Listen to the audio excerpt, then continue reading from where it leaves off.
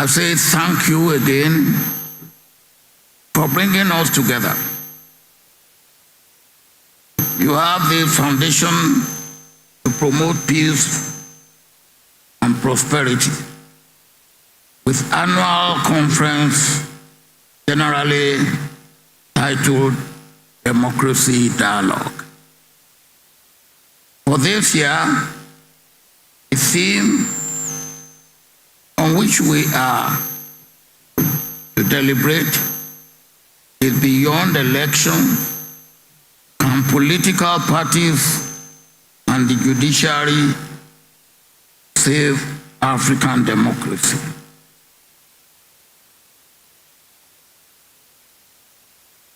That is our team. But what are we talking about? Is there African democracy?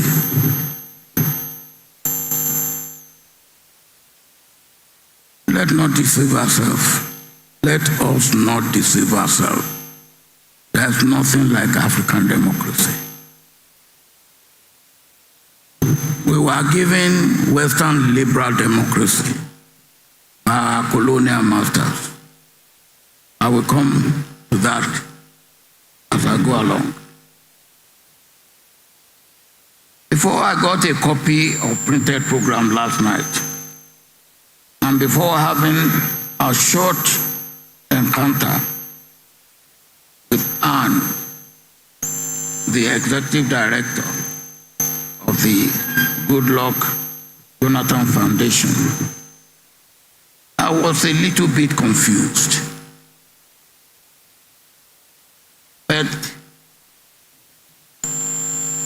my 2 or 3 minutes exchange with Anne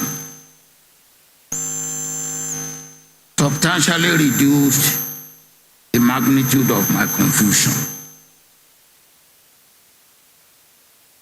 Before I expose my confusion, and how part of it was cleared, I hope more will be cleared by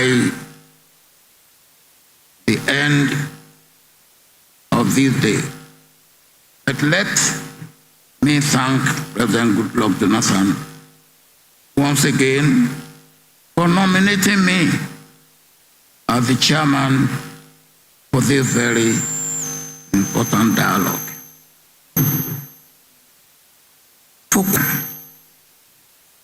I have been increasingly worried about performance of democracy in Africa and indeed in other regions of the world. And I believe that Goodluck Jonathan Foundation was also worried about it. And that was why your theme last year was talking about the death of democracy, or words to that effect. Let me emphasize that we are referring to Western liberal democracy, because the Chinese will not agree with you that their own democracy is dying. And maybe the Swiss, who are still practicing some form of direct democracy, may also not agree with you that their democracy is dying.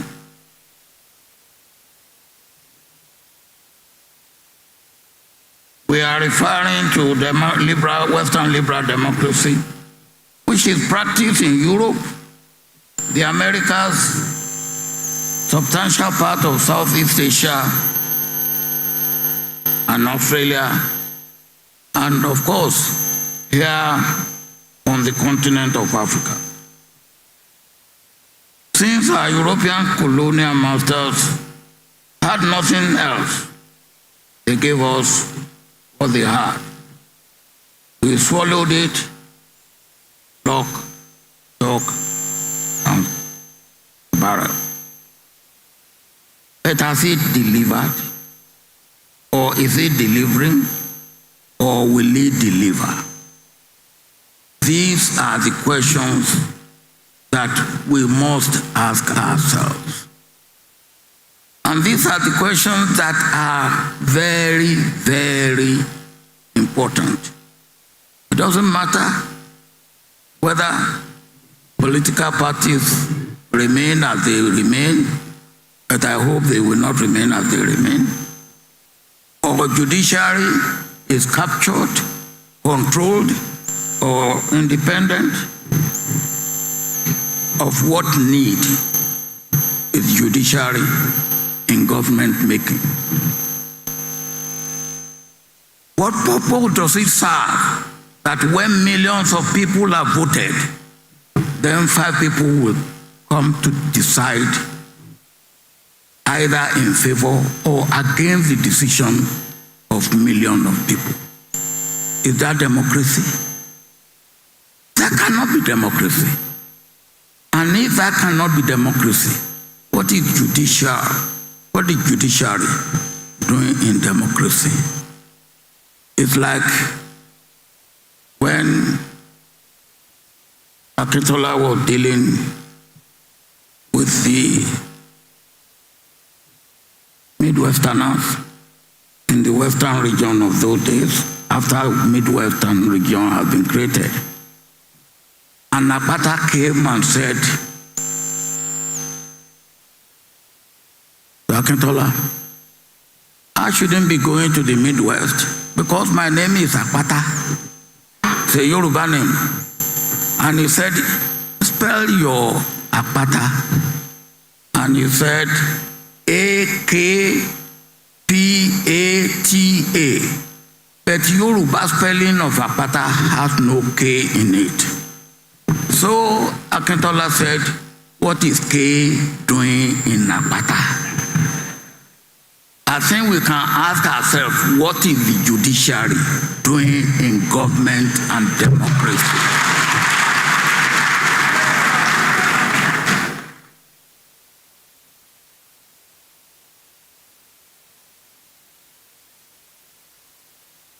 But why has it not delivered? Let me go a little bit back. A simple definition of democracy, simple. It's a system of government where power belongs to the people. Simple. Citizens exercise their power either by voting directly on laws, which is still practiced in Switzerland by and large, or through representative democracy by choosing leaders to make rules for them and on their behalf. So what we are practicing is representative democracy. But what is the objective of true working and delivering democracy and governance? I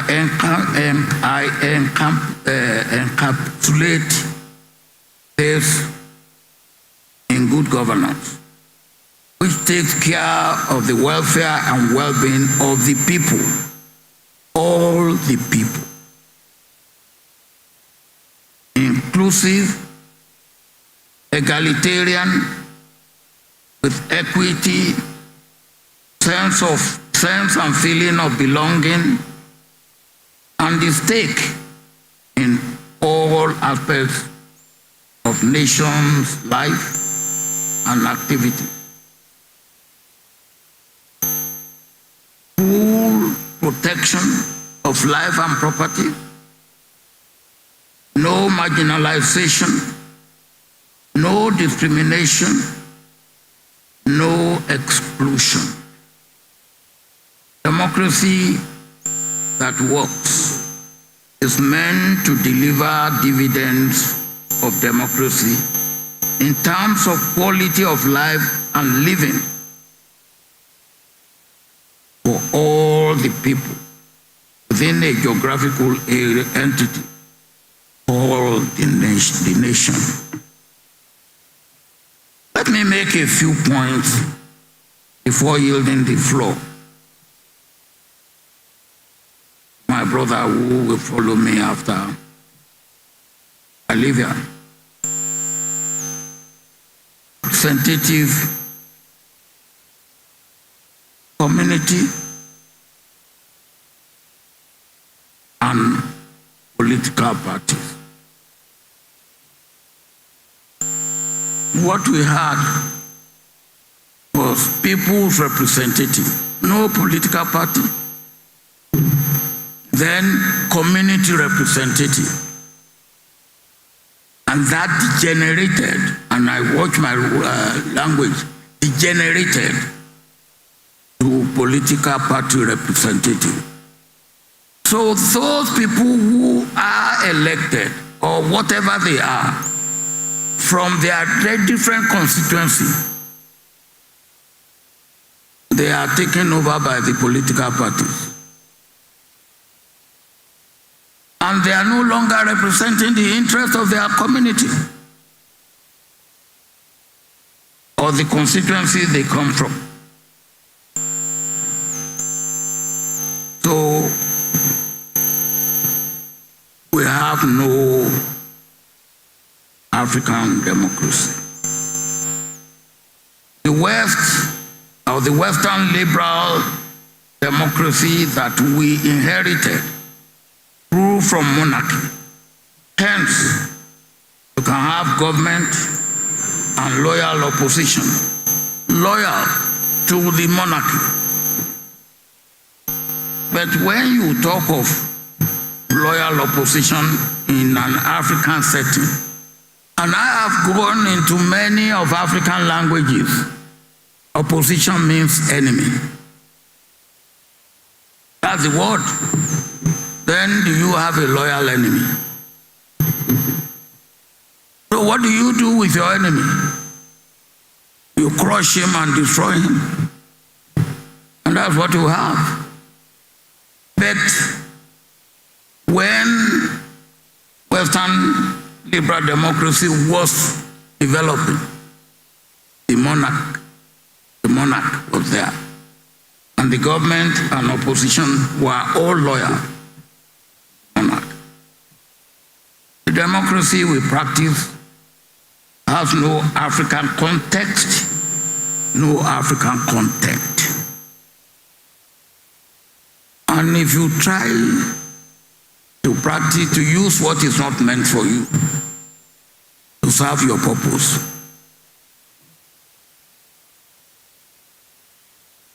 it's like the dress for which you are not measured. You trying to put it on. It's either too small for you or too big for you. It will not fit and it will not serve your purpose. In practice, what we have winner takes all, first past post. If you beat me by one vote, then you take it all. And whatever I have does not matter. See, poor management of diversity. You cannot have a democracy that completely right roughshod over diversity. Because in African society and in most societies, the core is diversity. Nigeria is what it is because of our diversity. Remove diversity out of Nigeria, you will probably have the Republic of Oduduwa. That will not be Nigeria. Or Republic of Danfodio. That will not be Nigeria. That diversity must be nourished and must be taken care of. We now have power of money and other inducement. And you know how that has been growing by leaps and bounds. Foreign intervention. Pervasive poverty does not help democracy. Neither does illiteracy help in democracy. We have gender bias. In Nigeria, I think we have been going with this, you call this one Fourth Republic? I mean, what do you call it? Is it Fourth Republic? We have not elected a female governor. In 24 years. I mean, no, more than 24, 27 years.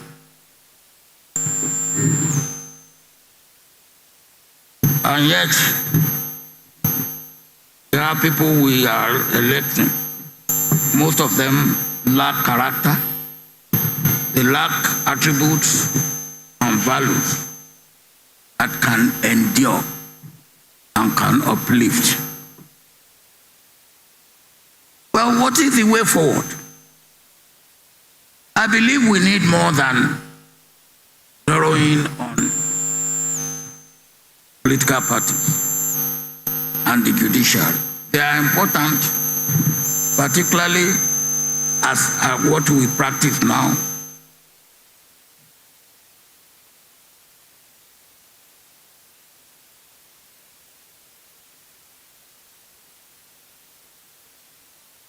Democracy is not a destination. It is a journey. And there is no country that has ever reached the end of that journey.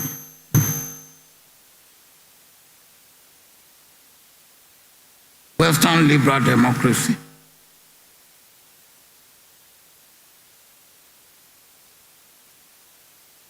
even for those from where and from whom we got it, they are now thinking of rethinking. They are taking a second look at it. And if they are taking a second look, shouldn't we, upon whom it was imposed, shouldn't we be looking inward and looking back for something that would be fairly authentic African? Call it what you like. Just make sure it has history, culture, and values that are African. You can call it democracy if you like. You can call it African democracy. In that case, it will be African with African context and African content.